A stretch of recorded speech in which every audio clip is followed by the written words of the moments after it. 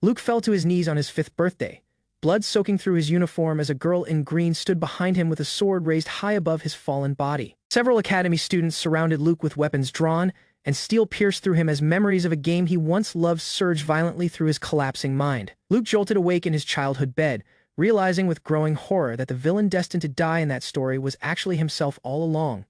He recalled the game's hero was a young swordsman fated to become the legendary Sword Emperor, while training at a prestigious academy for talented students. The story followed the hero falling in love and growing stronger alongside loyal companions before ultimately crushing an evil duke's family and their planned coup d'état. Luke Hugato Disgustos, the second son of that same doomed duke, carried a humiliating nickname earned through cowardice and cruelty within the original storyline. People mocked his disgusting appearance and rotten personality by calling him the gross fat toad, a tyrant who bullied the hero while hiding behind his family's power. His cruelty supposedly stemmed from his mother dying immediately after childbirth, leaving him neglected while his magical talent went completely undeveloped and ignored by everyone around him. The Duke used Luke merely as a disposable pawn, never even a true villain existing solely to be killed off early without any real narrative purpose.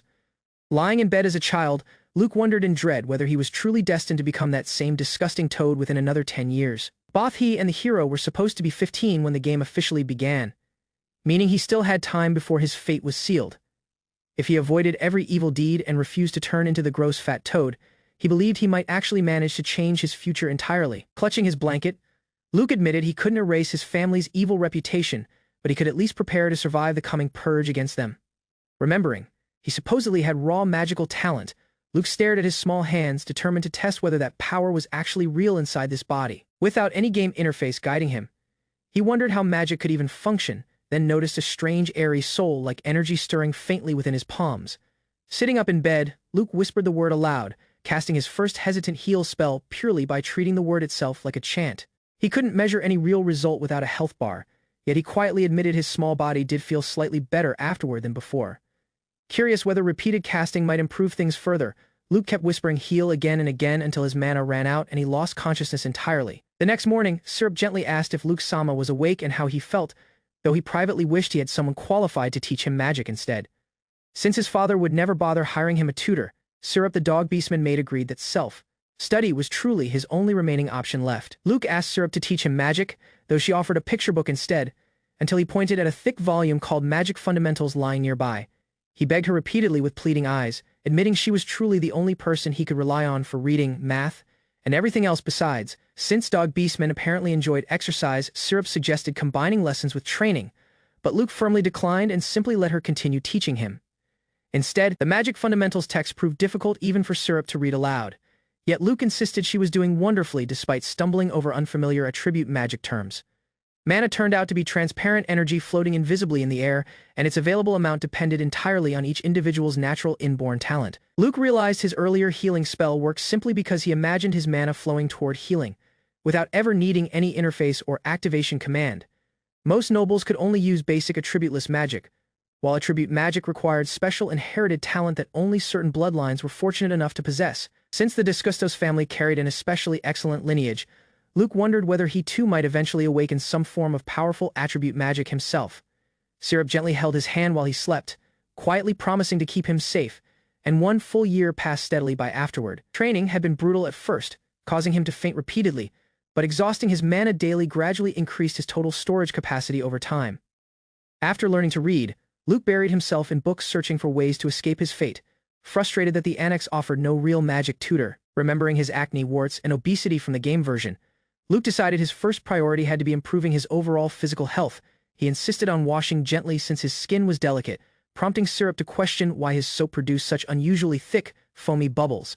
Startled to learn Luke worried about delicate skin, Syrup admitted she couldn't picture the ruined appearance he claimed awaited him in the future.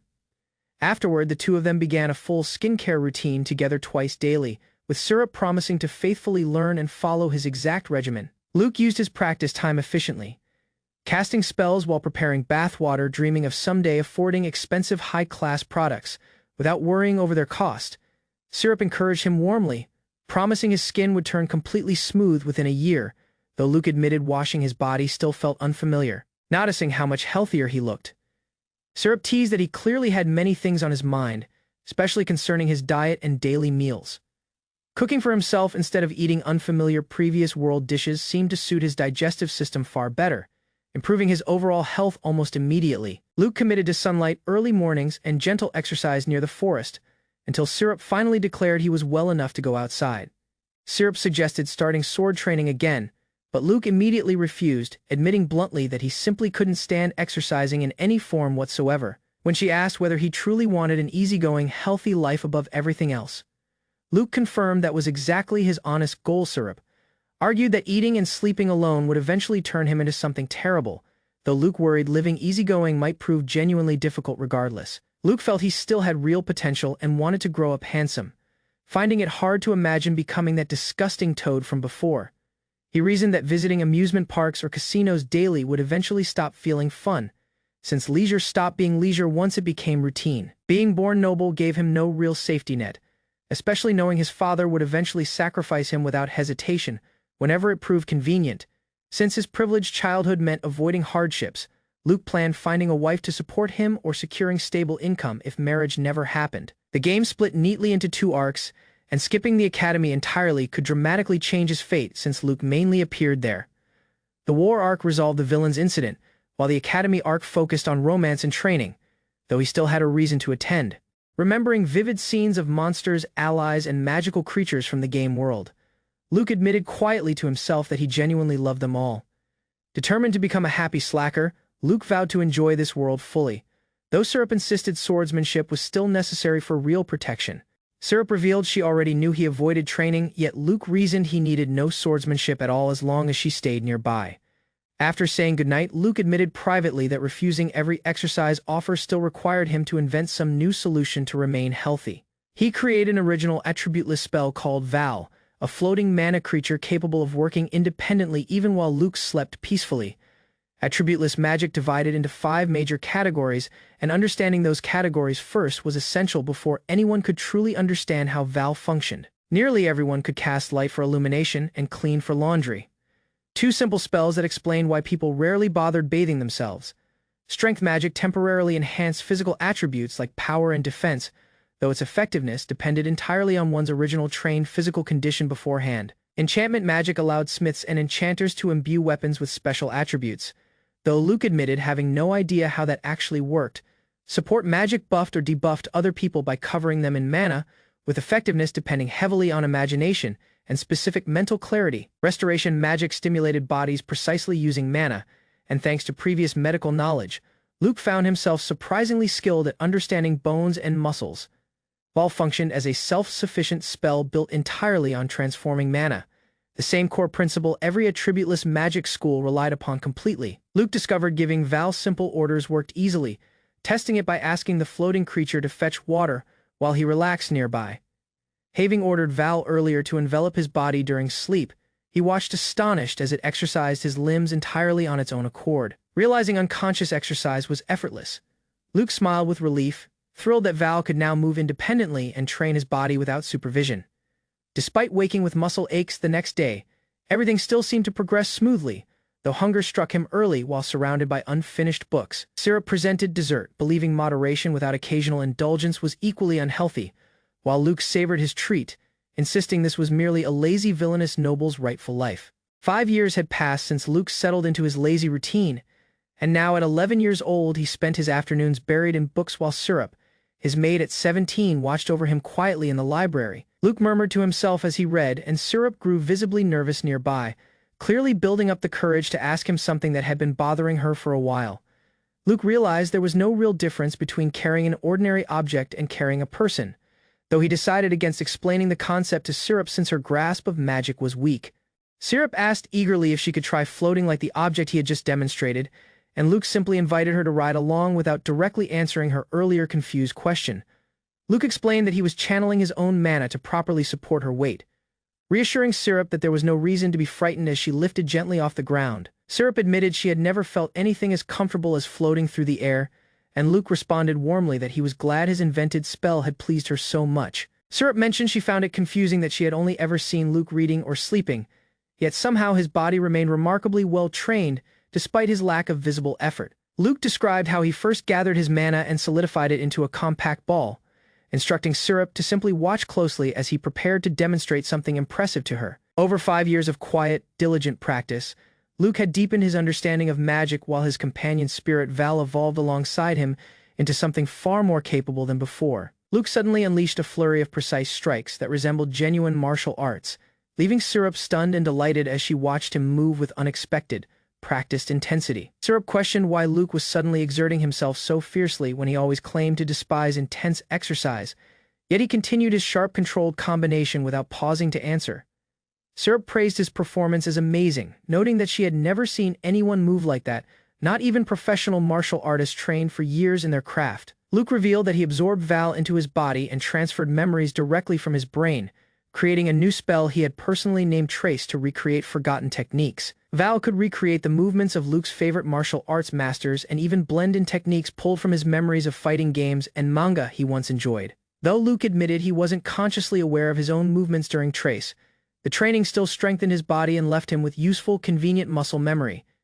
Syrup called him a genius, though Luke brushed off the compliment, insisting he was simply someone who had struggled greatly to understand magic before finally grasping it. Syrup offered to prepare a change of clothes since he seemed tired from the workout.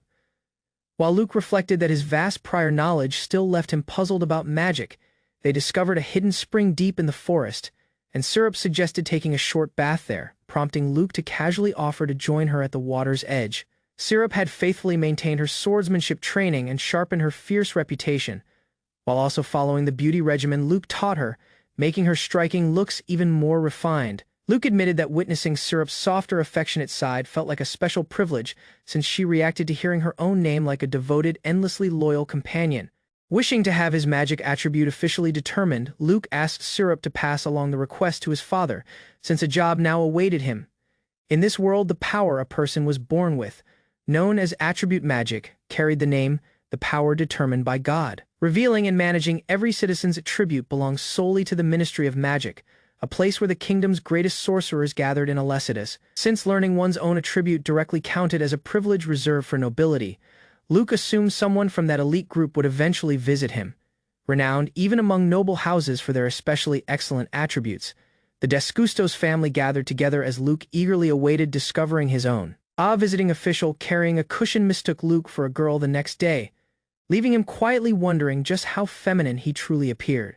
Malsa Glicko, chief of the Ministry of Magic's Attribute Bureau, introduced himself and respectfully addressed Syrup as though she were a young lady. Recalling his entire title after hearing it only once impressed Malsa greatly, who praised Syrup as a remarkably reliable servant of the household.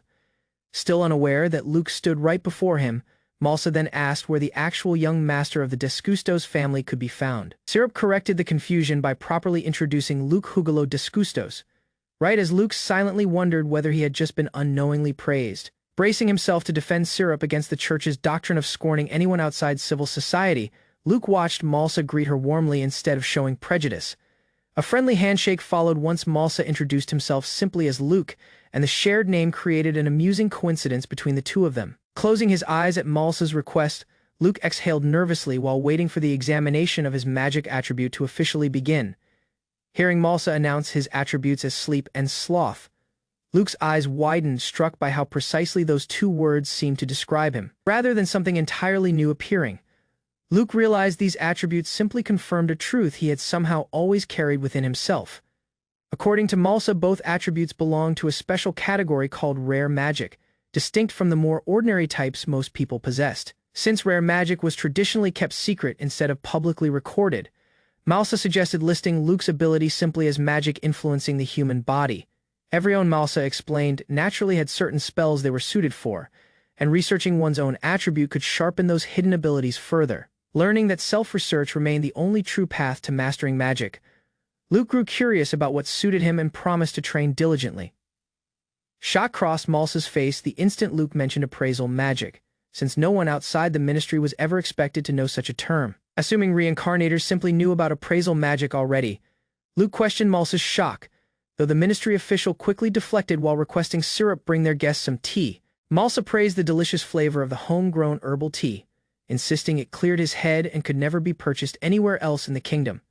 Grateful for Luke's understanding, Malsa offered to share a few tea leaves while confirming he intended to keep their conversation about appraisal magic strictly secret. Learning that Malsa had a daughter roughly Luke's age who genuinely loved magic, Luke felt certain she would enjoy the same tea he was drinking. Curiosity finally got the better of Malsa, who blurted out a question about the extraordinary floating cushion before quickly apologizing for his sudden outburst. Under a quiet evening sky, Malsa expressed gratitude for the time shared right before Luke casually called out to ask him something important. Startled by the unexpected request, Malsa insisted Luke hardly needed a magic tutor at all. Questioning exactly what more there was left to learn, Luke clarified he merely wanted someone to answer letters whenever he had questions about the parts of magic still confusing him. Curious in return, Malsa wondered if he might occasionally ask Luke a few questions as well, prompting an eager immediate response confirming the arrangement. Though Malsa admitted he couldn't guarantee every answer, he happily agreed to correspond, sealing their new pen pal deal with mutual thanks. Growing far more knowledgeable through Malsa's guidance, Luke discovered his own inherent magic, learning that attributed spells followed strict rules unlike freeform attributeless magic. Fire's inherent spells progressed from a simple pilot light to a solidified fireball, and finally into a fired projectile called Fire Arrow. Luke's own attribute, Sleep, carried 3 inherent spells whose effects shifted depending on injected mana and the target's natural resistance. Among those spells were Sleep Timer, which fixed an exact duration through touch, and Sleep Delete, which forcefully dispelled any existing sleep magic. Luke realized he could put unsuspecting people to sleep instantly, especially when paired with his second attribute, Sloth, to erase any resistance entirely. Wishing Fire Arrow had a sleeping equivalent capable of striking from a distance, Luke smiled, convinced both his attributes practically functioned like cheats. With countless spells left to experiment with, Luke imagined putting teachers to sleep just to skip class, admitting no amount of time would ever be enough. Each dawn, Luke let Val take command of his form, dedicating time to bodily training while he cleared his mind for magical research. After training, a servant offered him a meal, he acknowledged, prompting his spirit companion to consider preparing food. Though Syrup excelled at all servant duties, Luke still cooked, relying on recollections from his past life. Her meals were edible but lacked finesse. While she cooked, Luke washed up, quietly feeling his worries deepen with youth. Luke headed to the nearest bath source to wash up, but unfamiliar voices caught his attention. Meanwhile, a girl close despaired, convinced she was alone and near to death. He approached cautiously, surprised to find someone else, and questioned if she was merely lost. Learning his voice, the girl responded in surprise, realizing she wasn't alone.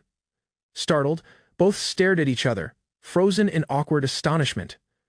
Realized the girl might be a guest at one of his sister's tea parties, which he had fully forgotten about. He introduced personally, confirming she was part of his sibling Iris's gathering. Despaired, the girl swiftly announced her full title, Karin C. Caribbean, and her noble background. Luke found her amusing and complimented her, wearing a grin. Curious, Karin looked up in awe and asked if he could wield affinity sorcery. He asked Karin to demonstrate her affinity sorcery, and she eagerly agreed, saying she loved sorcery without delay. She responded energetically and mistook him for a store clerk. From a pouch, she began pulling out various items, impressing Luke with its storage reserve. Realized the pouch might be enchanted and asked her to wait until he dressed. To his astonishment, her sorcery manifested through rapid, fierce preparing food. Karin offered a bowl of Spice Moon rabbit soup, humbly noting it was formed with simple ingredients. Luke, intrigued by the aroma, questioned how affinity sorcery might affect flavor. One bite overwhelmed him. It was the most delicious dish he'd ever tasted, even surpassing his past life. A wave of power filled him momentarily, showing the soup gave magical buffs. Decided. He saw Karin as the perfect assist for his idle ideal life. With hopeful eyes, he asked if she'd make that soup for him every period once they were elder. Without delay, an offer followed. He announced he'd gladly marry into her family. Surprised and blushing, she asked for confirmation, recognizing it was a real offer. Afterwards, he informed his parent, who lightly approved, making it administrator. Soon after, a meeting was arranged with Count Caribbean, who warmly welcomed him.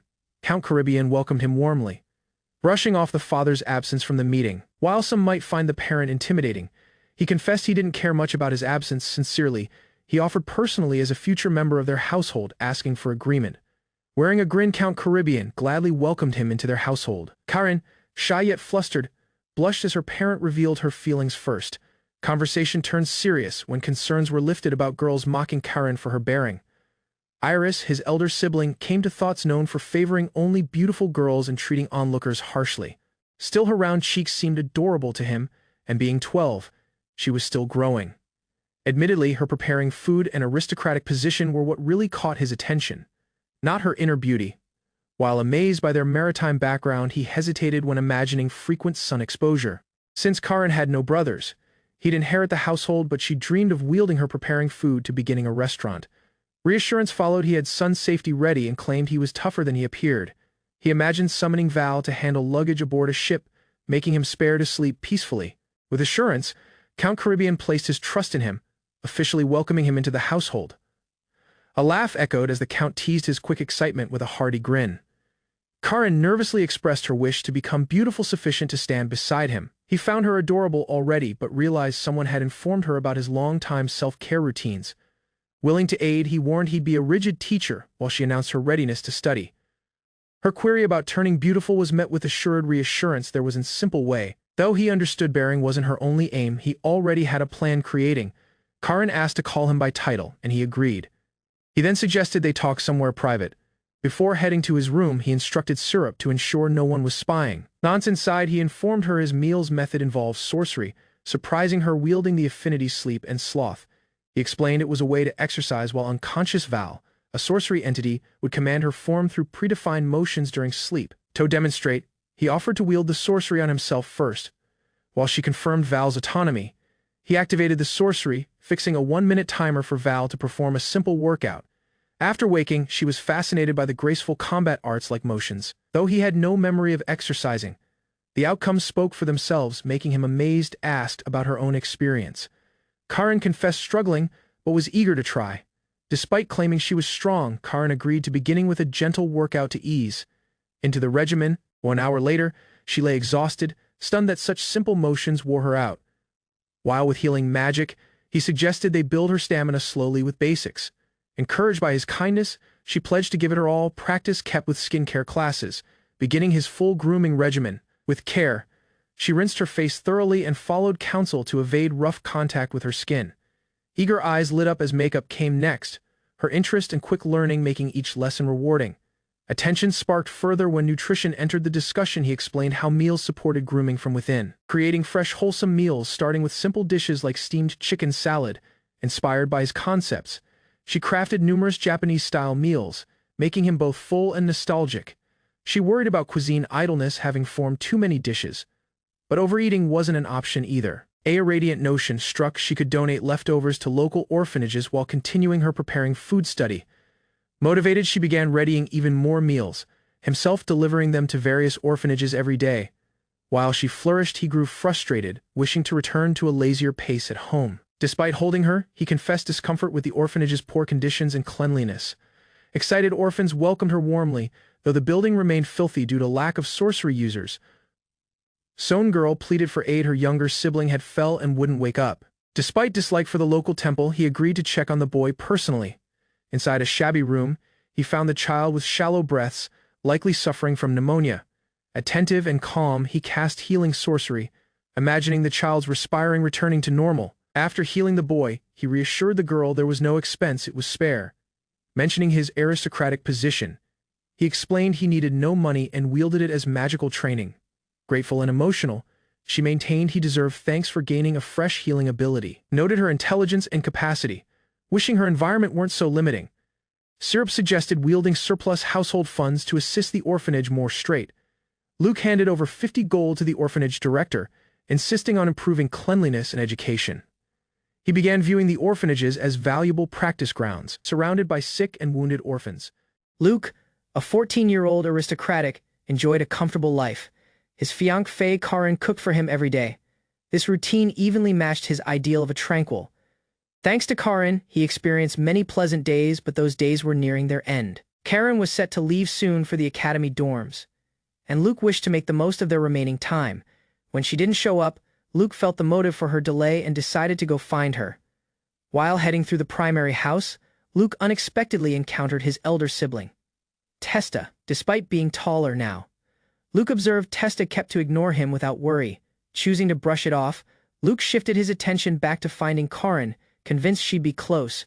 Soon after, he spotted her sitting gracefully among blooming flowers. Her transformation amazed everyone. Karin's successful meals had turned her into a widely admired grooming. Luke stumbled upon Iris, his elegant elder sibling, hosting a tea gathering with Karin. Curious, he asked to borrow Karin, but Iris teased him for interrupting her tea party. Without delay, Luke announced he was there to reclaim his fiancée, who had been taken. Rumors said Iris could charm any man with just a glance. However, Luke remained unaffected, insisting Karin looked even more radiant and deserved his full attention. Luke calmly asked Iris if she'd had sufficient fun and reassured Karin that it wasn't her fault. Frustrated, he asked to be left alone with Karin, expressing his impatience about waiting until next year. Guarding the pressure rise, he found Karin's flustered look adorable, amused by the attention. Despite Iris's glare, he softly reminded her not to ruin her lovely face. With a gentle grin, Luke encouraged Iris to do her best at the academy too. Karin politely excused herself as Luke reached out and suggested they leave combined. Guarding them, Iris confessed to herself that Luke was the only one whose grooming rivaled her own. Months passed, and with Karin gone to the academy, he returned to remaining indoors. An outing was announced, something odd for him, prompting astonishment from those around. Despite the chance of rain, he invited Syrup to sit with, and off they went by carriage, wrapped in a cloak to hide her features. Syrup skillfully drove the coach while he quietly missed Karin's presence. Arrival was swift, thanks to the respect commanded by their aristocratic position. Their destination was the great Mado shop, a wide department store featured even in the story realm. Syrup was given freedom to shop as she pleased upon entering the store. They were warmly met by Morsky Mado, the informed shop owner, who immediately recognized Luke, welcomed into the store's VIP room and offered a comfortable seat. To keep things engaging, the shop owner introduced his child rather than handling everything personally. Akari Mido appeared with a radiant grin, proudly welcomed them as the merchant's child. She expressed courteous warmth to both guests, even Syrup, a uncommon gesture toward beastfolk. Curious about their visit, she asked their needs while he quietly noted their good fortune. Akari eagerly agreed to support, cheerfully offering to show every recommended item. She began the presentation with a magical hairdryer, keeping the atmosphere lively and hot. Pleased with the haul, he ended up purchasing nearly everything she introduced. Remembering Syrup, he asked if she wanted anything, receiving a simple response. Though she refused, Syrup quietly hoped he'd still astonish her with a gift. Akari suggested a red choker, catching Syrup's eye immediately with its polished charm. She hesitated, but the gift was swiftly decided and purchased on her behalf. With sincerity, the box was handed over as a token of thanks for her continuous care. Reached by the gesture, Syrup agreed to try it on with a faint smile. The accessory healthy, perfectly simple, elegant, and deeply appreciated. With gentle pride, she asked how she looked, the choker highlighting her gentle white hair. A shared grin followed. Watching her happy brought a calm warmth to his heart. Akari, pleased with the period, offered parting words and welcomed future visits. He reflected momentarily, recognizing that occasional outings like this held their own charm. Knowing he'd attend the academy next year, he decided to explore more before then. Before making home, he decided to confront the cause behind his later self's collapse. An unhealthy, defeated figure he was determined not to become, though reluctant. He acknowledged the reason for alter. Even laziness, he realized, demanded work to guard. Luke's bearing had changed drastically, lifting deep suspicions. Once neat and graceful, he now stood unrecognizable before the mirror. Medical theories failed. His body rejected nothing. Yet the transformation continued. He reconsidered the food and how it was prepared, linking it to his condition. Consulting Karin, he uncovered the truth. The ingredients contained toxins, altering his body from within. Suspicion deepened as Luke decided the strange transformation was worth investigating. Memories surfaced. His early years showed no major signs of abnormality. Everything changed after his 4th birthday, when he abruptly fell and remained frail for a year. Digging further, he learned the household chef had been dismissed, replaced by the steward. Realization struck. Those meals must have been laced intentionally. The steward had been poisoning him all along. Luke entered the room, finding the steward bound and waiting. He spoke calmly, questioning how things had gone so wrong in his youth. Reflecting on his deteriorating condition, he noted how his body always rejected the meals. Then came the accusation his decline was no accident, but the result of poison. The steward despaired, showing he had acted under orders from Luke's own father. Luke revealed he had long neutralized the poison with healing magic. Unnoticed by all facing the steward, he confirmed the betrayal with a piercing query. The steward confessed immediately, begging for forgiveness without resistance. Amazed by the lack of defiance, offered forgiveness but not without consequence. Instead of death, he sentenced the steward to become a subject for his sorcery experiments. Luke cast his sorcery, bestowing the steward with an eternal royal of sloth. Observing the influences, he realized what such sorcery did when wielded on an individual. Despite the punishment, the steward remained bound to his duties under a dulled will. shifted his attention toward the true mastermind Duke Disgustos. To evade direct conflict, he chose to incapacitate rather than openly difficulty his parent. Rather than destroy his enemies, he decided to leave them powerless but alive back home. He downplayed his outing when asked by Syrup. With a playful tone, he teased her about entering the academy after all. Though danger desired, remaining with her had formed him hesitate. Ultimately, moving onward became needed not for glory but to safeguard his tranquil, idle way of life. Working from the shadows, he aimed to shift the energy balance and bring down Duke Disgustos. Despite the difficulty of his reincarnated role, a deep affection for the story realm kept him grounded. With resolve, he committed to playing Luke's part without falling victim to destiny. A year passed and the Royal Academy entrance exam desired his arrival to join. He would reason to clear challenges in sorcery, battle, and knowledge. Scholarship chances tempted many, but he avoided drawing attention to personally interest sparked when a Beastman participant appeared among the examinees. Recognition dawned. The figure readying to battle wasn't just any candidate. Emerald eyes and green hair revealed her position. Adventurer Ruby, one of the heroines. She launched a swift, decisive attack, overwhelming her opponent with remarkable pace and accuracy. Ruby's ferocious strike landed direct, sending surprise through the group. Just as the eagerness peaked, Luke was unexpectedly called to the stage. Showing little attention, he responded to the examiner while holding his familiar slime. Unleashing mighty, elementless sorcery, he effortlessly overwhelmed his opponent, forcing a surrender. His performance left spectators stunned, prompting the proctor to end the bout and call for the next challenger. Ruby vanished after the exam, making him puzzled but unsurprised.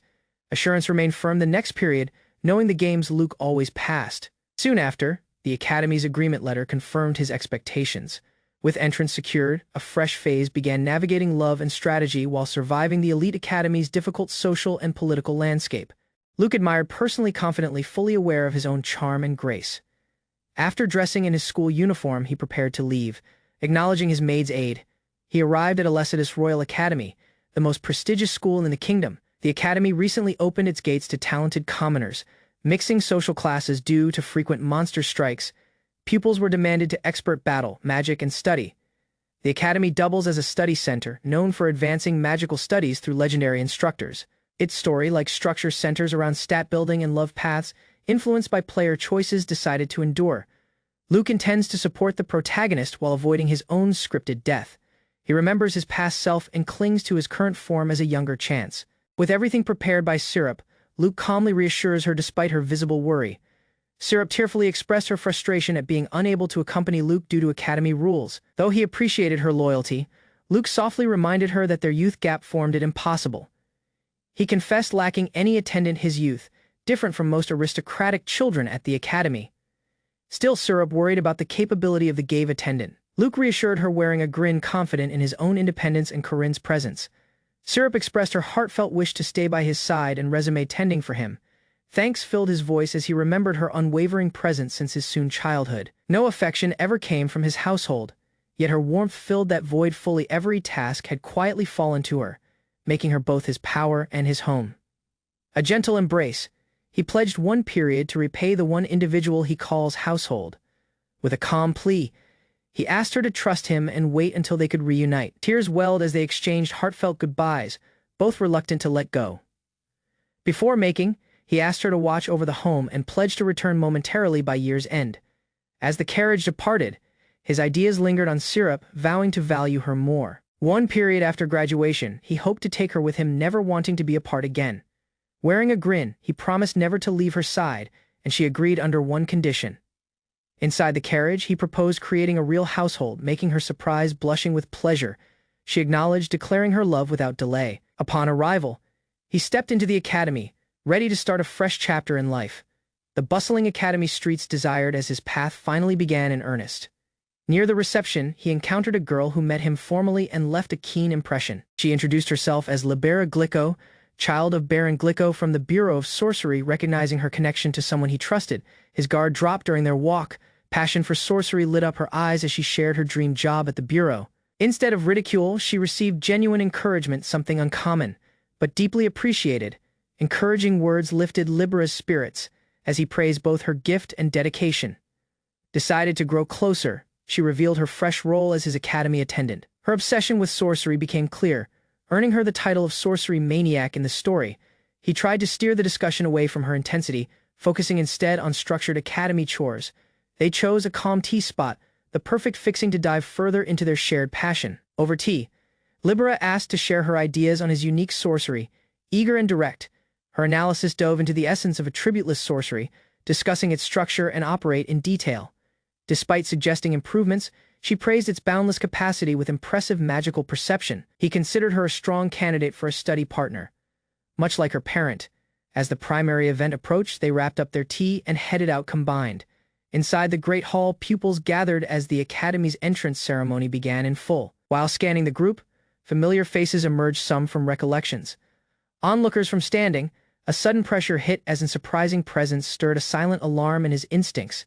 Across the room, one student locked eyes with him, sensing something off in that moment. Their exchanged glances sparked worry, hinting at conflict before either uttered a one word. He felt recognition in the other student's eyes, though this should have been their first encounter. Luke observed a fierce look directed at him. Though unsure why, he felt pressure. The source was Dan, a knight apprentice. Their families belonged to rival factions, marking them as enemies by life. Beside Dan sat Linshin, aristocratic with the shield affinity, calm, poised, and influential. Choosing her meant following the hero's typical route, often ending in marriage and peace. Yet, in another route, Luke captured her. She became his spouse and a sworn enemy. Linshin's unwavering devotion would ultimately lead to her collapse, though her power in battle was undeniable. Dan, lifted by a knightly parent conditioned since childhood, and earned a place at the academy as her attendant, fueled by his father's legacy and a deep grudge against the aristocratic faction. Meanwhile, Luke felt the pressure building, knowing Dan might soon turn his attention toward him. As Irina, the poised princess, addressed the pupils, Luke dismissed any attention. Though Irina was undeniably graceful, Luke remained indifferent, having cultivated up around grooming like Iris instead. He calmly stated his fiancée and another he loved, quietly wary of growing attention. With an informal tone, he chose to nap through the event, believing in his companion to keep watch. Libria quietly let him sleep, her patience looking out even as onlookers watched. When it ended, she softly woke him. Luke rose, pillow in hand, unfazed by the empty hall. Luke remembered how he was once viewed hovering on a pillow, amusingly confirming it to be true. Later, he offered Libria a chance to ride it, impressing her with his informal kindness. Despite her eagerness, orientation duties frustrated her, showing her passion for sorcery. Without warning, he grabbed her hand, suggesting they gaze off combined. Blushing, she acknowledged. He teased her softly, offering to escort her like a gentleman. While they walked hand in hand, a keen glare from Linshin followed, muttering coward under her exhale. Libera despaired at the accusation, insisting nothing was happening between them. Rather than reacting, he shrugged it off, saying frustration wasn't worth the power. He leaned in, adding he'd rather spend that power talking with her instead. Her look softened, and she confessed how much she enjoyed their conversations too. Orientation began with pupils choosing seats in a classroom labeled Class 0. Their instructor, Glorin Study, introduced personally as the one responsible for guiding them.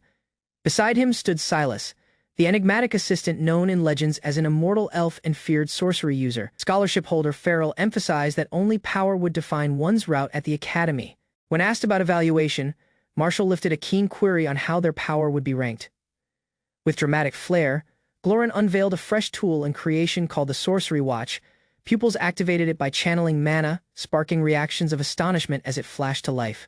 The watch recorded each user's unique mana signature, offering real-time access to grades and ranks. Upon use, Luke's screen displayed his simple stats: low level, no monsters defeated, and Class 0 designation.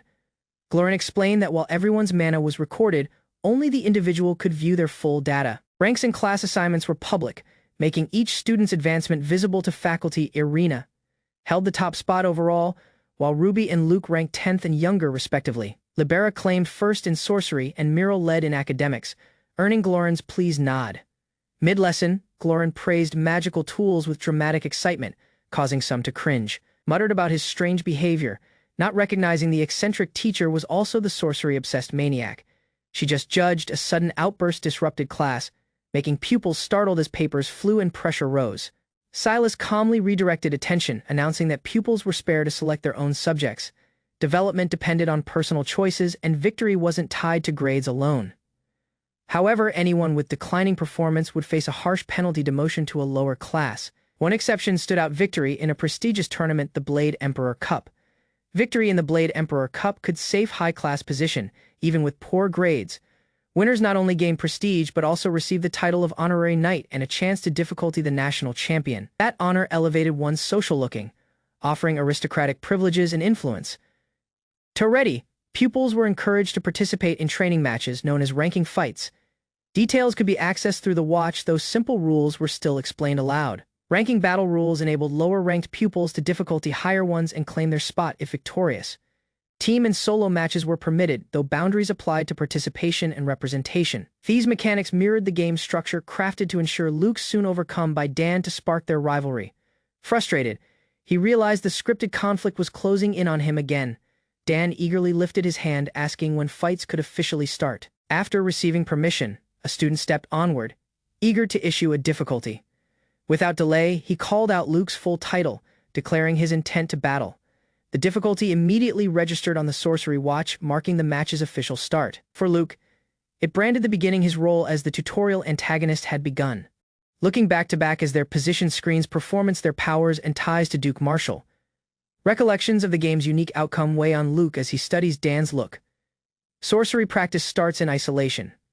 Yet another loss leaves him serving as Dan's knight apprentice. Meanwhile, Dan forms into academy life, creating bonds and gaining recognition. Faced with that future, Luke rejects the same mistake and chooses a different course.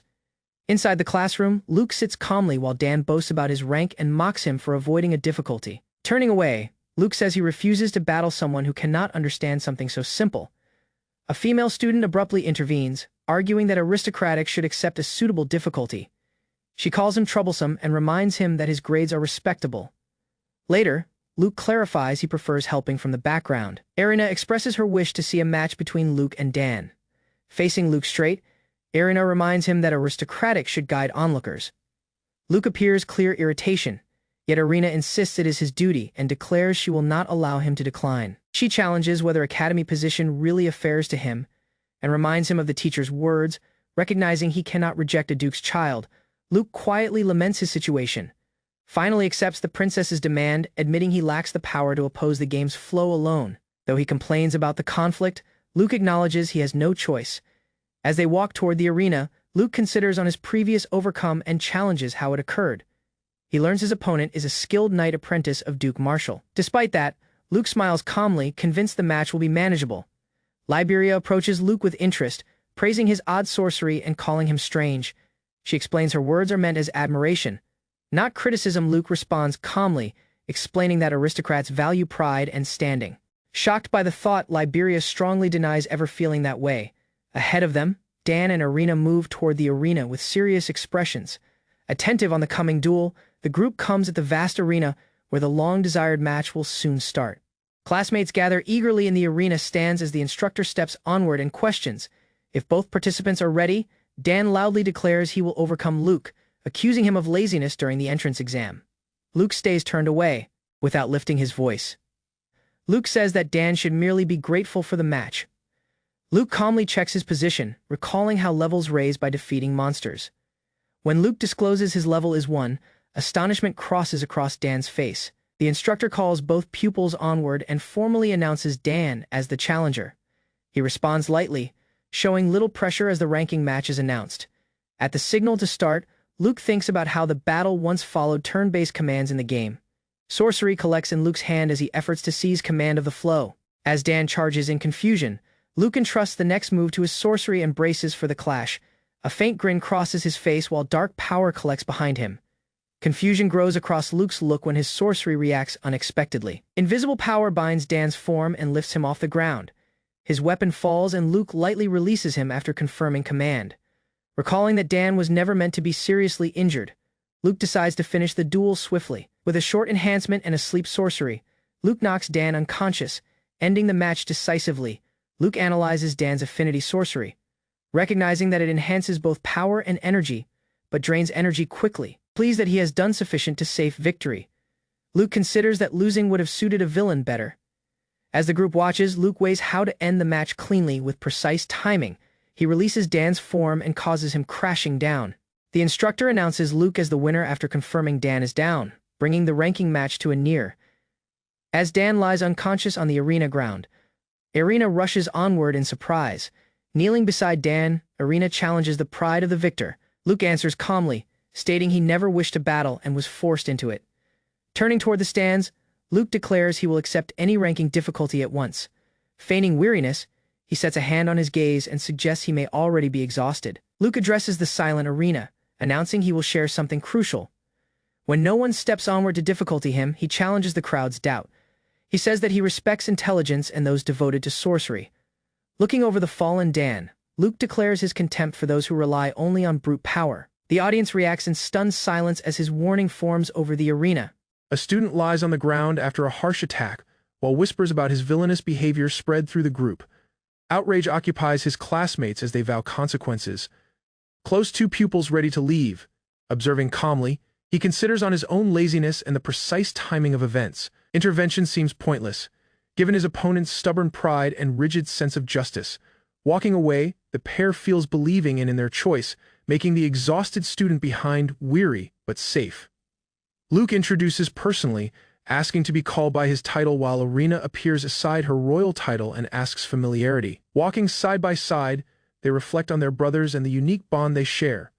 Arena expresses respect for Luke, acknowledging the ability and work he displayed during the match. The two stand quietly as she departs, making Luke pondering her intentions and reassured that no resentment stays. Observing the heavens, Luke feels the day's events conclude smoothly. Luke steps outdoors, taking a moment to catch his exhale while observing the surroundings. Admires the meal she prepared, pleased that Luke enjoyed it after a long time. He expresses how much her preparing food lifts his spirits, careful not to overpraise. Karen credits his instruction lightly, though Luke insists her own ability throws the victory of her projects. She reminds him that humility can hide accomplishments, while he acknowledges the assist of household and friends in achieving them.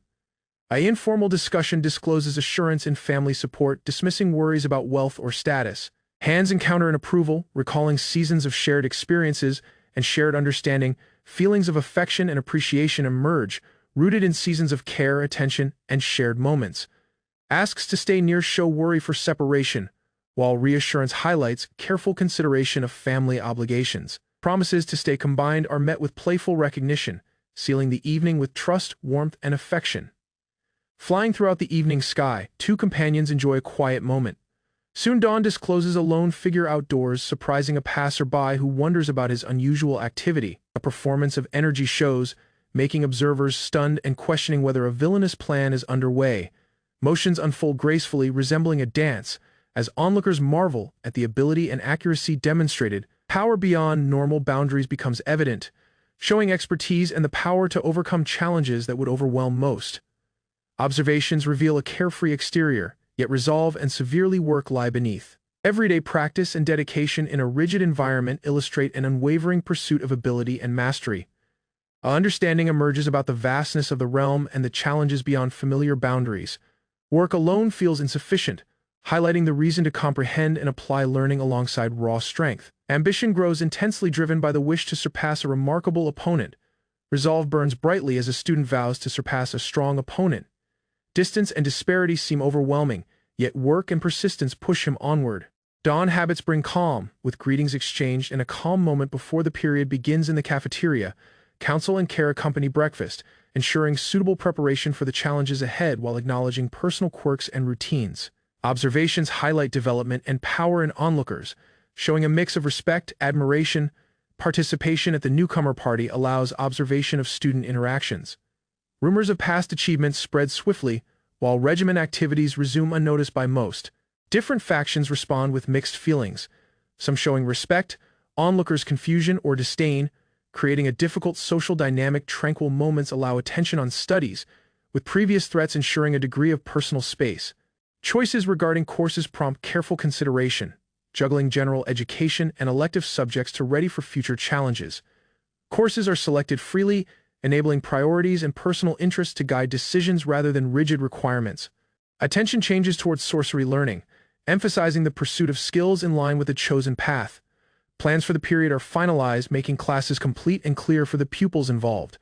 Private practice rooms provide calm spaces to training and develop abilities according to individual needs, with the top class gaining priority to choose from specialized resources and locations. Ranks are announced openly, designed to inspire competition among the pupils and foster motivation. The space for practice receives final adjustments, emphasizing scale and accuracy in preparation. Sorcery broadens the environment, briefly reshaping the room into a vast immersive space for practice, returning the area to its unique size. Pupils can now learn in peace while exploring fresh techniques. A sorcery circle is drawn precisely, with emphasis on accuracy and uniformity to ensure suitable spellcasting and learning. Attributeless sorcery proves simple to wield but requires creativity and practice to achieve true power. Attention grows as the depth and intricacies of sorcery become apparent, making it engaging and difficult. Preparation starts with documenting information, establishing a basis before diving into practical testing. Exploration focuses on bath sorcery, highlighting its versatility for insult. Defense hands-on training starts with expectation and eagerness fueling the learning process and collaborative testing.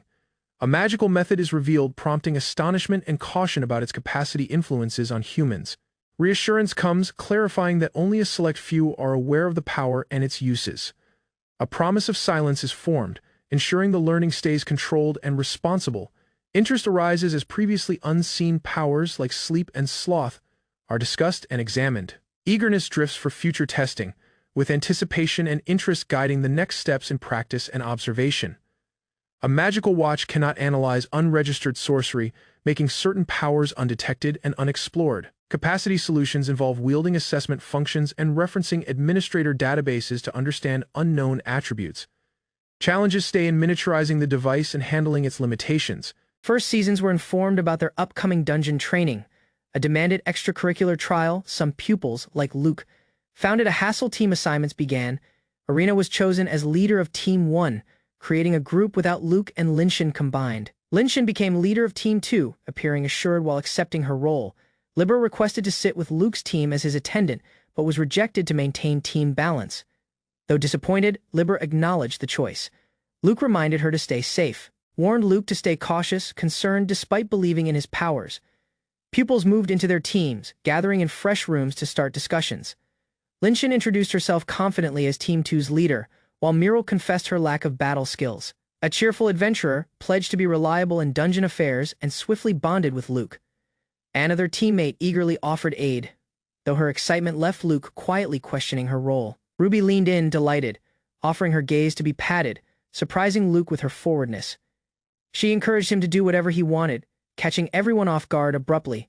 Linshin yelled at them for getting sidetracked, frustrated by the lack of attention during their meeting. Pressure rose as she shifted blame toward Luke, who quietly recognized the situation had become a hassle. Calm returned when another member suggested a short break, prompting everyone to quietly sit and breathe. A lap pillow offer came unexpectedly, while Ruby agreed with an easygoing grin. Surprise spread across the leader's face, calling the scene impure as Luke rejected the notion. Attention returned after she maintained on final checks, though Luke still fought to stay alert. With power rising again, roles were explained. Linshin would charge ahead while Ruby supported with pace and sorcery. Assists from the rear would be managed by another teammate, trusting in both healing and archery. Eyes half shut, Luke openly confessed he wanted to sleep, shocking the team leader. Rather than argue, a teammate calmly offered to carry him, watching no issue since they'd be in the rear. Frustration boiled over as Linshin blamed their pampering for Luke's indifference. Approval came swiftly when the weekend dungeon difficulty was proposed, prompting an abrupt end to the meeting. Moments later, Luke reflected on their kindness, questioning whether their behavior was sincere or position-driven. Given the situation, Luke wondered if he had somehow become everyone's idol. Libera cheerfully met him, prompting another student to ask how well she had blended with her team. Without delay, she pulled him along, assuring everything was fine and cutting short further challenges. Uncertainty lingered in Luke's thoughts as he questioned whether past tensions had really faded. Their silent trade ended as both walked away, unsure if comprehension had been reached. Steps echoed as Luke confessed he never expected the protagonist's hostility to fade. Confusion lingered in his thoughts, unsure how to process the unfamiliar sense of ease. By the weekend, the group arrived at their Gave location, a woods dungeon of low difficulty. Low rank didn't mean harmless. Many monsters were already cleared by pupils before them. Dungeons remained essential for collecting magical resources and powering tools. Muriel eagerly offered relief, asking if Luke wanted a drink or sleep, but he politely refused. While practicing archery, it finally clicked why she treated him so warmly all this time. A discussion days earlier revealed the motive: he had once healed her younger brother's illness. That memory, tied to an orphanage, stirred thanks she never forgot. Seeking permission from his fiancée, she now aimed to repay that kindness straight.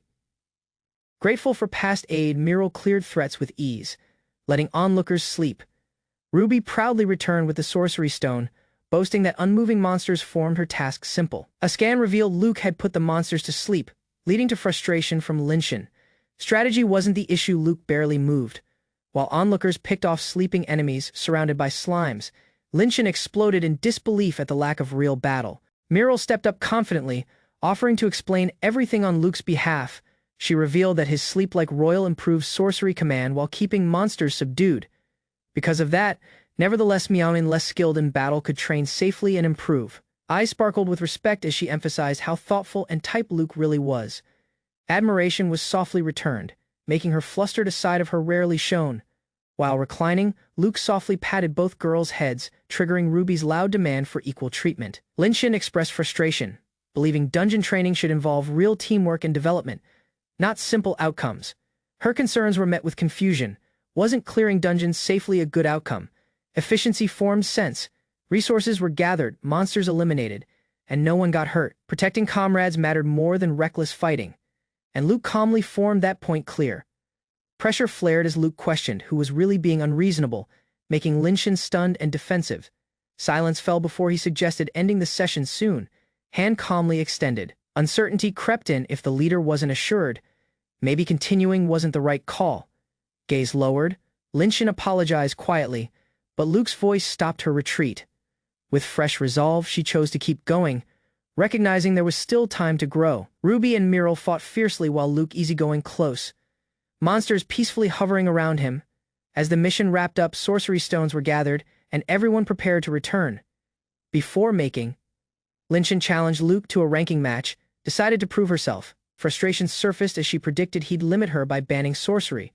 But Ruby swiftly stepped in. Keen warnings resurfaced: rash fights risk lives. And recklessness wasn't power, it was danger.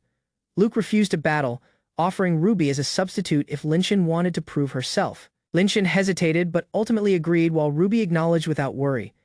Despite having no motive to battle, Ruby recognized Linshin's reason to express herself through battle. She issued the difficulty and Linshin acknowledged. Luke quietly hoped it would resolve everything. In the forest, Linshin readied her bow and declared she would hunt the tough monster herself, warning the others to stay back while Ruby moved toward the bushes to flank it. And Muriel gripped her spear with steady hands, telling Luke she would take care of everything ahead so he could focus on defending from above without worry. After the fight ended, Muriel grinned and announced she had leveled up as well, promising Linshin she would not become a burden to the group anymore, while Ruby checked on her companions with concern, letting out a relieved sigh once she confirmed nobody had been hurt during the sudden skirmish against the creature hiding among the trees. Linshin suggested setting up camp at a spot she scouted earlier, calling it a good location for the night, and Karin thanked Luke gently for worrying about her condition, reminding him not to push himself too hard while Muriel quietly examined the surrounding terrain before the group began unpacking their supplies for the evening. Ahead, Muriel stared at the campsite in disbelief, shouting about what kind of setup this even was, since the tent looked nothing like the simple shelters she expected soldiers to use, while Luke calmly finished arranging the interior, treating the elaborate camping equipment as an entirely normal part of his daily routine without any hesitation at all. Inside the surprisingly comfortable tent, Luke explained that after spending the whole day outside, he wanted a proper shower and a real bed, insisting he had to take care of his body no matter where they camped, while Muriel complained that such comfort felt like inviting an attack, though she was quickly told to calm down. Luke urged everyone to eat, despite Muriel insisting she already had her own dried meat, and as she chewed, thoughts of her sister's old camping stories made her imagine something rougher.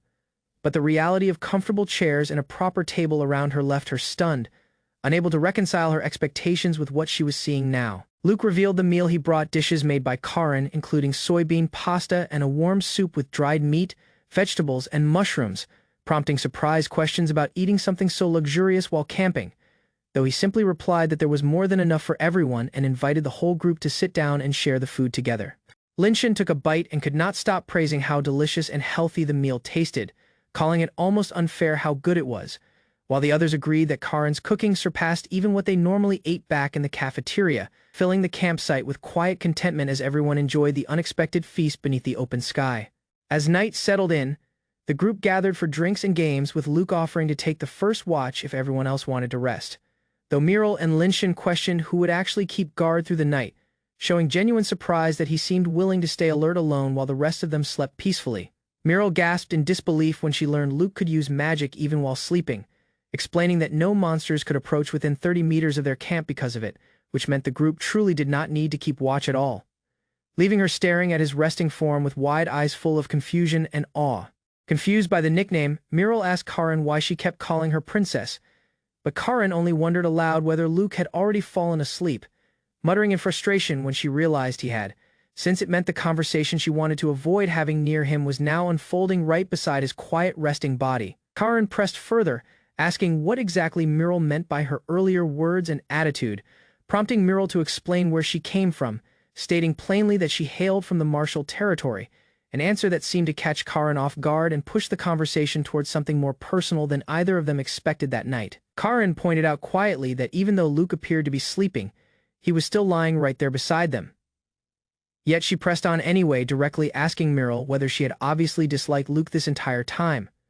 Her tone calm but firm, as she waited for an honest answer to finally surface between them. Luke, still awake despite appearing asleep, admitted to himself that he would normally use his own magic to fall asleep instantly, but since the girls were now discussing how one of them truly felt about him, his curiosity kept him alert, noting that people assumed he never woke before completing a set amount of rest. Linshin assured everyone she was listening closely, and Ruby suggested it might help to talk things through properly just to set everything straight between them.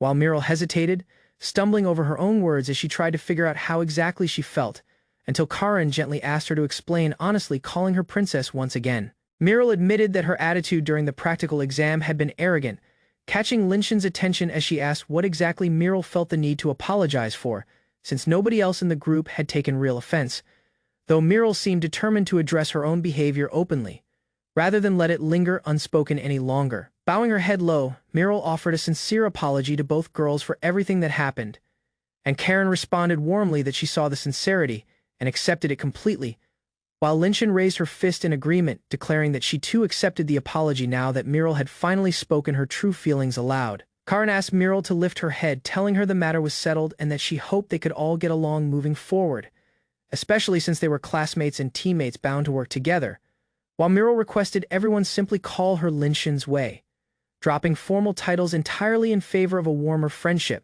Watching the two girls reconcile, Luke felt quiet relief that they seemed to be getting along now, though he stayed still and silent, reasoning that eavesdropping on a conversation meant to deepen bonds between girls would be crude of him, choosing instead to keep pretending sleep while the warmth of their friendship settled around the camp. At dawn, Luke finished his morning routine and reflected on his next goal, training simultaneous activation of his abilities, using search to send countless vowels into the sky and detect creatures within a 30-meter radius, while control let him remotely command Val to intercept anything approaching with hostile intent before it ever got close. Through his map sense, Luke explained the meaning behind each color marker around the camp, noting that red meant enemies who would fall asleep the moment his spell detected them, blue meant creatures with no hostile intent toward him, and yellow simply meant something out there remained wary of his presence in the forest. Practicing his craft late at night, Luke admitted that running 3 spells at once demanded intense mana consumption, which was exactly why he kept training his control through small, repeated exercises, unaware that his beeping ward had already caught something moving nearby, a shadow closing in fast with a blade raised toward his exposed back. Luke turned calmly to face the attacker crouched behind him, asking flatly if she had just tried to kill him, then added without any anger that no traces would remain if he decided to end her life right there inside the dungeon, his tone eerily casual as Meryl reacted with visible shock at how easily he sidestepped death. Meryl demanded to know if the fierce fighting she witnessed represented his true self, admitting she had seen him the moment she woke up, casting several spells while displaying brutal martial arts that left her stunned, calling the entire display incredible, even though only moments earlier she had been trying to kill him without hesitation. Meryl suddenly challenged him outright, telling him to fight her properly, and admitted she knew full well how stupid the request sounded given everything that just happened between them. While Luke rubbed his face in exhaustion, wondering aloud what exactly she thought she was trying to accomplish by pushing this reckless idea any further, Meryl explained that she refused to accept rumors about him as absolute truth, insisting she wanted to judge his character with her own eyes instead of relying on hearsay. While Karin and Dan exchanged glances nearby, since Dan had originally told her something entirely different about Luke that shaped her initial hostile impression, Meryl admitted that disagreeing with rumors did not mean Luke had to become her enemy. Yet she also acknowledged a harsh truth she could not ignore, that nothing would ever change the fact that her family and his family stood as sworn enemies bound by history, leaving her caught between personal respect and inherited obligation. Karin quietly reasoned that if her earlier victory somehow caused this entire mess to spiral out of control, then correcting the situation should fall on her shoulders as well, worrying that events kept drifting further from the original narrative, especially now that both Dan and Miral seemed to be changing in ways she never expected. Luke finally agreed to fight Miral, but only under one condition, that she would never challenge him to another fight ever again after this.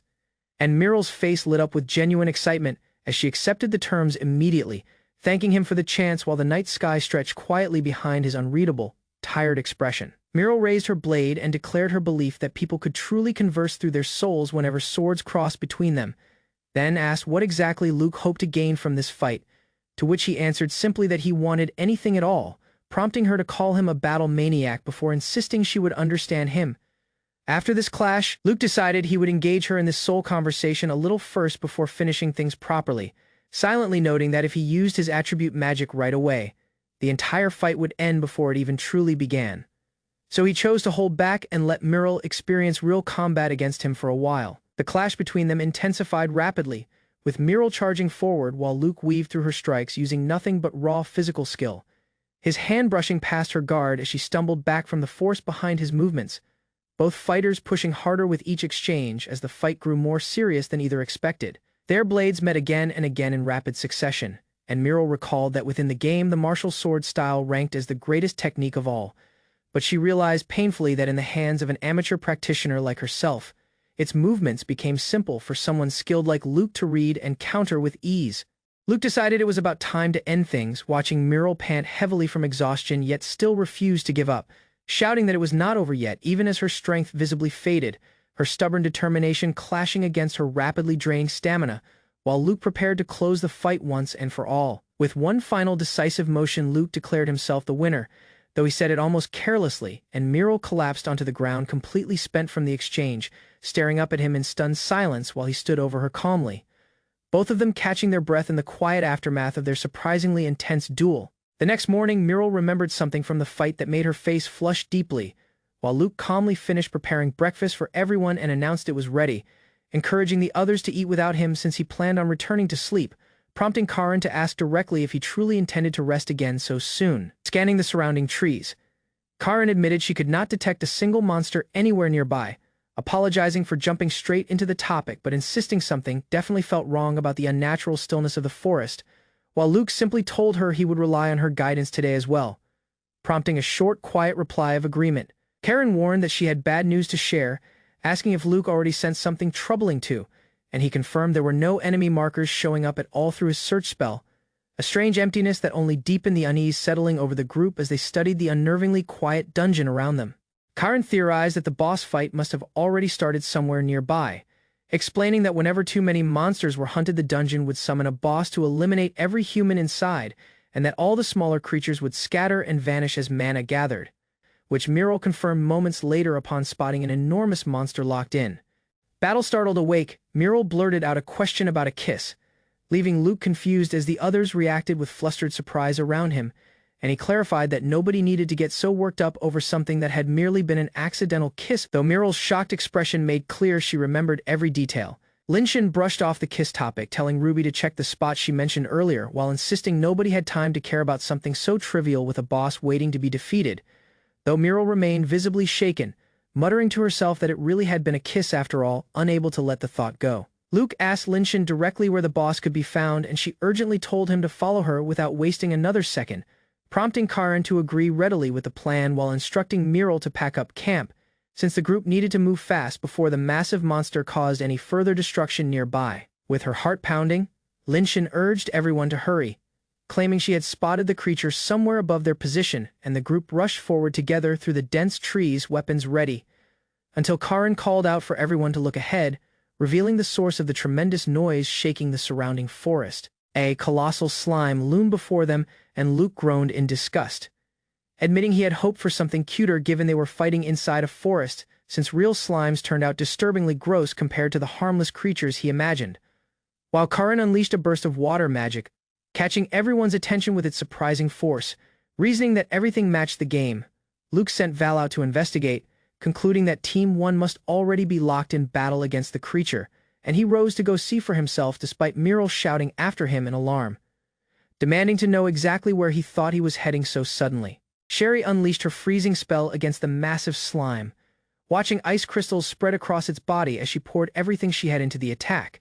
Yet the moment the blast cleared, she realized with dawning frustration that her magic barely worked on the creature at all, cracks forming and reforming faster than she could hope to contain them. Luke explained calmly that dungeon bosses carried high levels and unique stats, meaning low-level magic simply would not affect them no matter how skilled the caster, and as everyone watched the slime shrug off another attack with clear resistance, the group realized their level 10 average stood no real chance against a level 40 boss. Dan called for everyone to fall back since the fight had grown too dangerous, while Akari mentioned she still had a trick up her sleeve, asking Sherry if she could freeze the creature one more time to buy her the opening she needed, and Sherry agreed without hesitation, understanding exactly what role she now had to play. Sherry cast freezing once more while another girl unleashed a raging torrent alongside her, combining their spells until the slime turned solid under the pressure, and once frozen fully in place, someone triggered an explosive attack that shattered its surface apart. Though everyone braced themselves, uncertain whether the damage would truly be enough this time, Dan shouted a warning that he could not reach the creature from his current position, watching as the explosion tore into the slime and exposed something glowing deep within, a vulnerable core stone now visible beneath the shredded outer layer, giving the group their first real target after enduring wave after wave of failed attacks. The girls cried out in dismay as the slime regenerated almost instantly, undoing everything they had worked so hard to accomplish, and one of them pointed out grimly that as a dungeon boss, nobody could leave until someone actually defeated it, adding that retreating into the forest offered no guarantee of safety from other threats.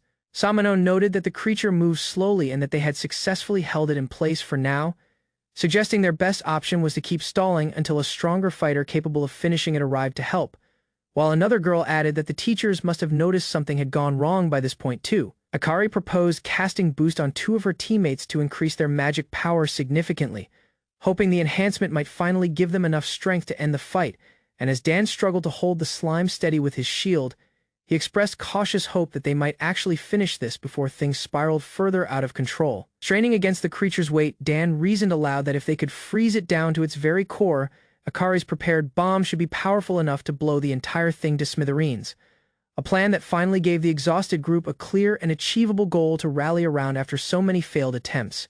Akari confirmed that reaching the exposed core stone would finally be possible once boosted properly, and with newfound determination she declared they should put the creature out of its misery, revealing that theoretically a powerful spell existed she could unleash if given enough magical enhancement, one she had never dared attempt under normal circumstances before. The white-haired girl instructed Akari to throw her prepared weapon directly at the core stone the exact moment it solidified again, promising to leave the timing entirely to her judgment, while another teammate activated the boost spell, channeling extra power into both girls as they prepared for their most decisive attack yet.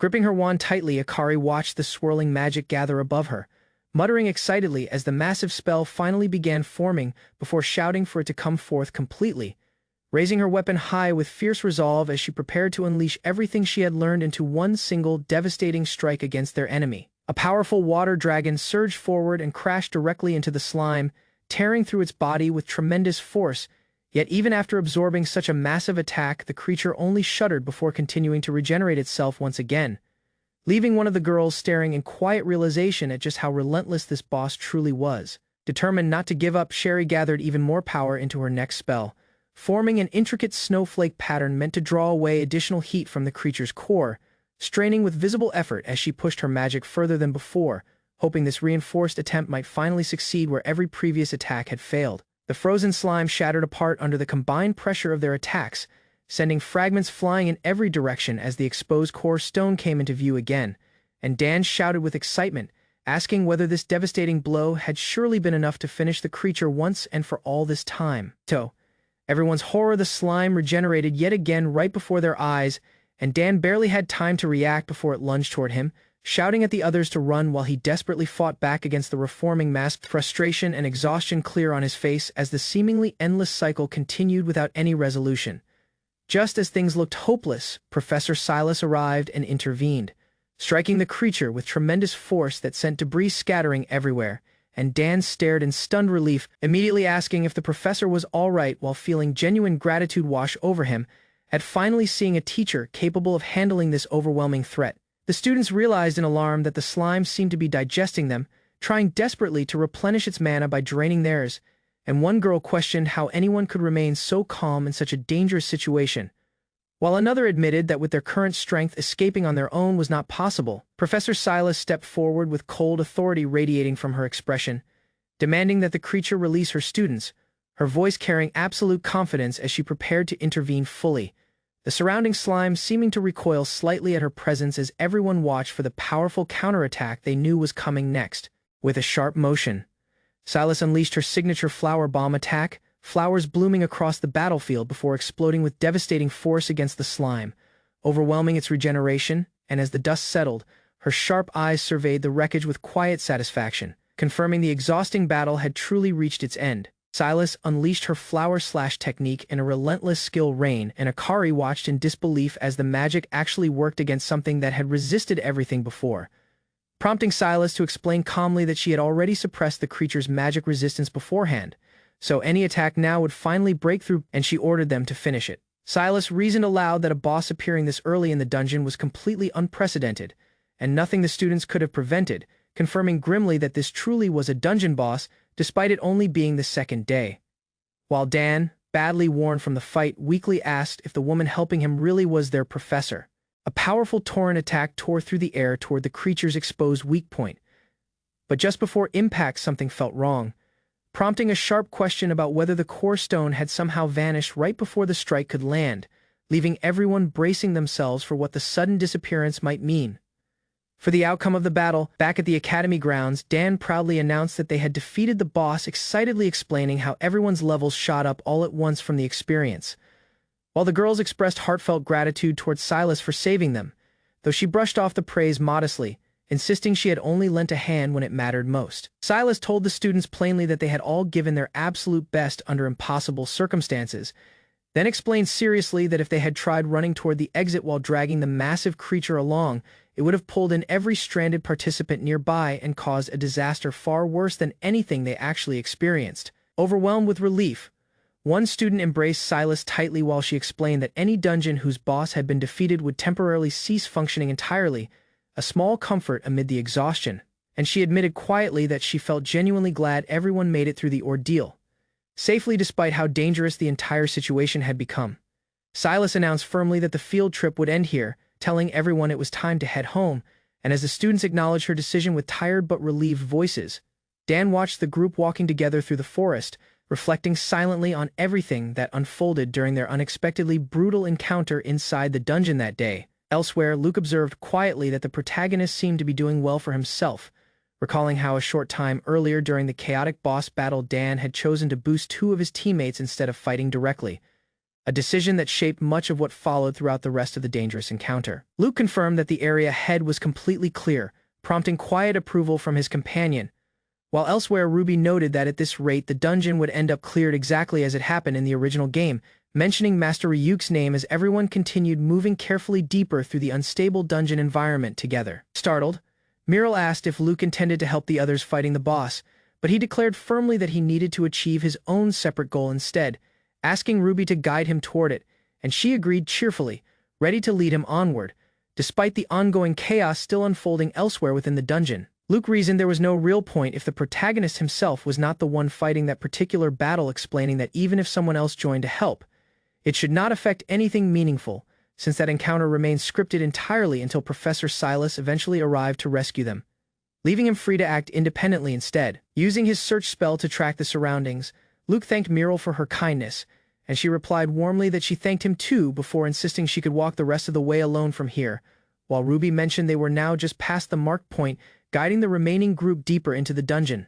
Standing at the depths of the dungeon, Luke gestured toward a massive glowing structure and explained calmly that this crystalline formation before them was known as the dungeon core, the true heart of the entire dungeon system, its brilliant light illuminating the dark cavern around them as he studied it with quiet focus. Miral asked cautiously what exactly Luke planned to do next, and he explained that there were two known ways to defeat a dungeon boss, the first being to destroy the core stone that served as the boss's central nucleus, pausing briefly before revealing that a second method existed as well.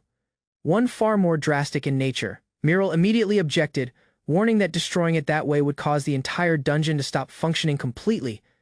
But Luke calmly clarified his true intention, stating plainly that his real plan involved shutting down the dungeon core itself directly, a method that would end the threat without requiring anyone to fight the boss at all. Miral pressed further, questioning what would happen to student leveling and the Academy's crucial source of funding if he chose that path, and while Luke agreed that her concern held merit, he assured her the dungeon should resume normal operations again within roughly 1 year, a time frame he considered an acceptable trade for safety. Luke explained that shutting down the core represented the only guaranteed way to ensure everyone currently trapped inside the forest would be saved from further danger, mentioning that alternative dungeons existed near the royal capital if needed later, then muttered wearily about how difficult life became for people burdened with responsibility and status like his own.